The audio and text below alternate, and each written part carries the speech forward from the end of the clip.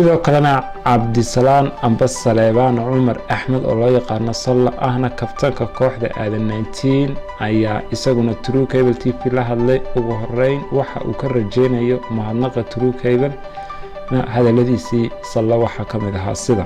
waxaan maanta